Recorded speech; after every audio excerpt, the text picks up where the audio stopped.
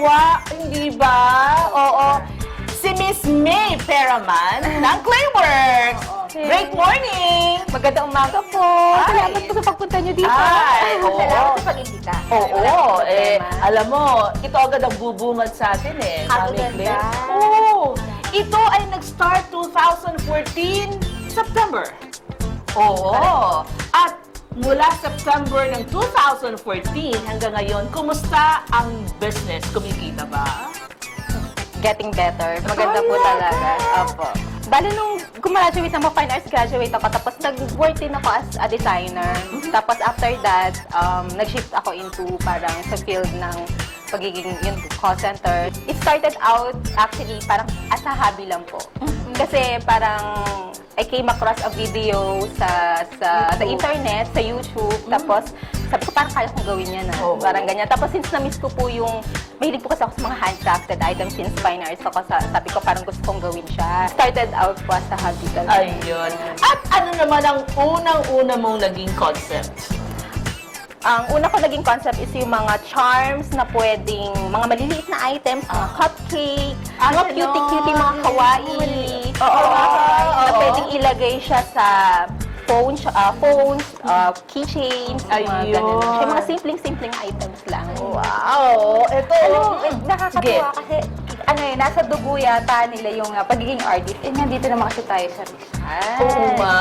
Artist haven of the Philippines. Correct! Actually, nasa boundary kami ng Binangonan at Angono. Ayan, mga bay.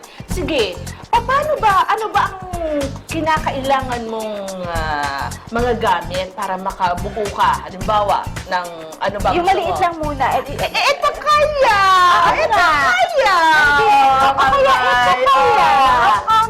Ito! Oo!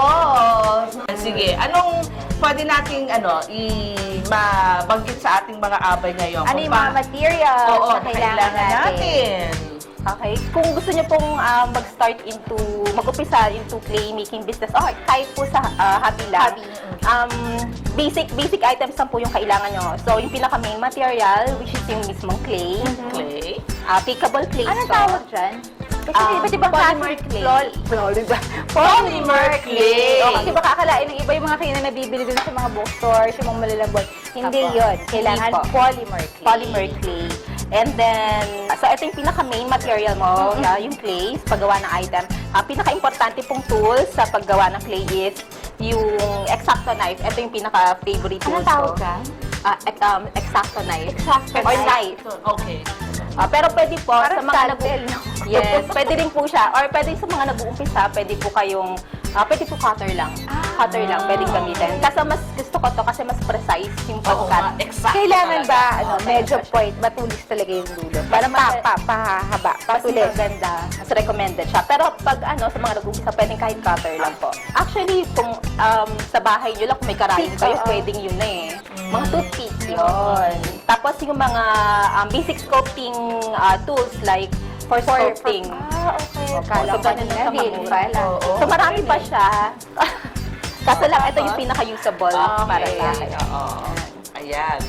So, ito yung mga nagamit ng Ito po, pwede rin po itong tools. Opo, actually yung mga brush po na pwedeng gamitin nyo sa polymer clay, mga nakikita nyo na sa kitchen. Mga toothbrush. Ito naman po is, maganda siya pang texture ng clay. Yung mga effect na Parang may mga lines, mga bato-bato, or mga tinapay, mga cupcake. Siyempre, hindi sila Talaga? smooth eh. Excited na ako makita ko. Paano nagagamit yun para makagawa Sige ng nga, gawa tayo, texture? pwede. Sige po. Mga bay, Panoorin. tignan niyo mabuti. Panoorin natin. So, ang gagawin ko po, yung pinakamadali lang gawin tsaka mabilis, yun yung paggawa ng cupcake charm. Uumpisa tayo sa pinaka-cup ng cupcake. So, para po magkaroon siya ng, di ba yung cupcake, meron siyang guhit-guhit na gano'n.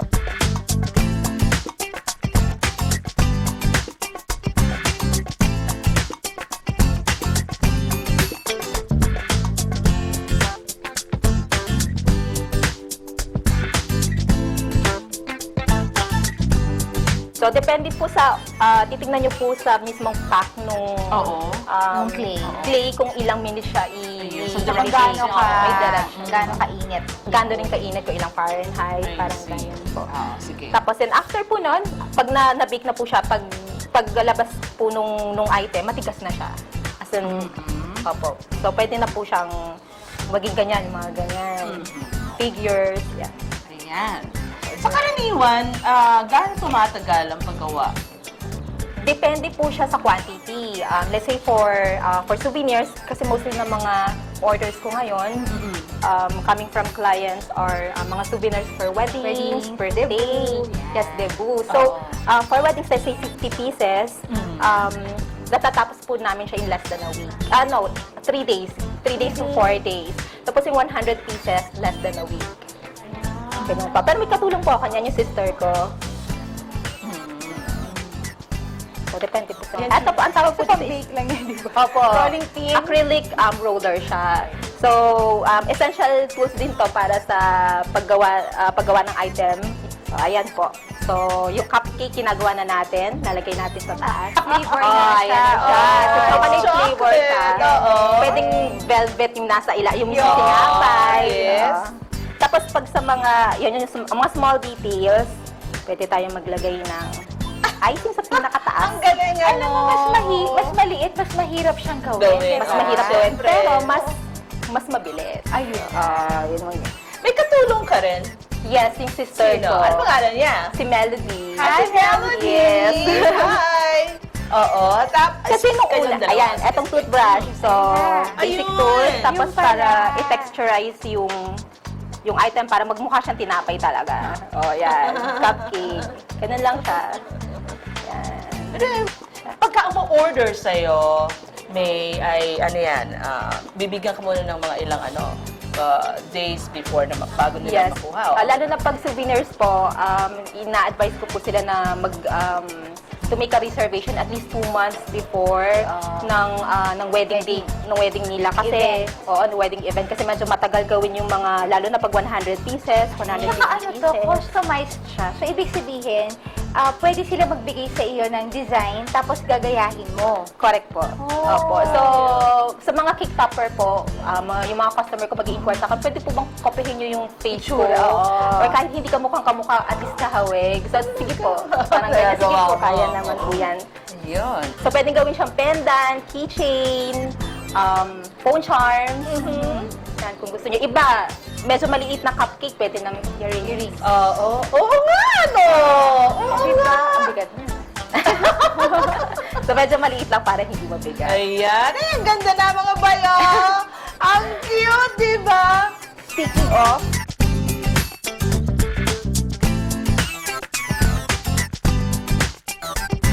Ano pwede mong maipayo doon sa ating mga abay na gusto ring ito ang pasukin na business? Abay May.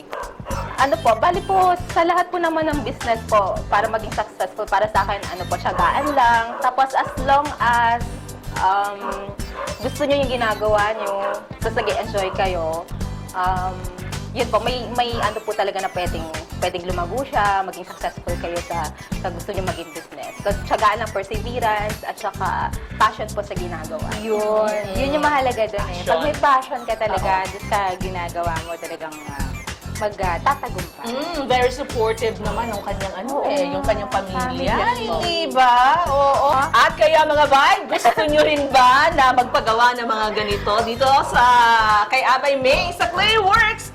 Paano? Bye!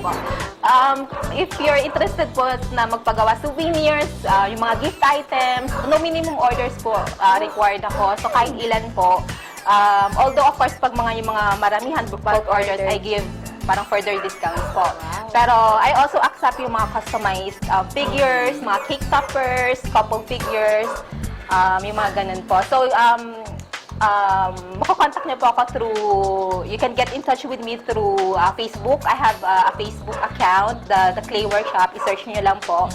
And andun po nakapost lahat po ng mga items ko, from cake toppers to couple figures to souvenirs, keychains, personalized items po lang. Phone numbers. Kasi baka Yeah. mga walang... Kikita na nila ngayon sa screen. Ah, okay. Oo. Ayan na nga. Okay. Oo. So, maraming salamat. Ay, thank you May. po. Thank you, Compare thank you. and Yes, Abay Julie. Abay Julie. Sabi na ba yung Abay nga? Abay Oo, Julie. Partner. Kaya partner na namin Thank ikaw. you. Abay May. Oo, Thank you so sige. much. Ayan. Thank you so Oo. much sa pagpunta nyo dito. Oo. So, mga bay, ayan na naman. Isa na naman ang natutunan natin kung papaano from Gumawa. clay. Oo, Something na maganda na, functional pa. Oo.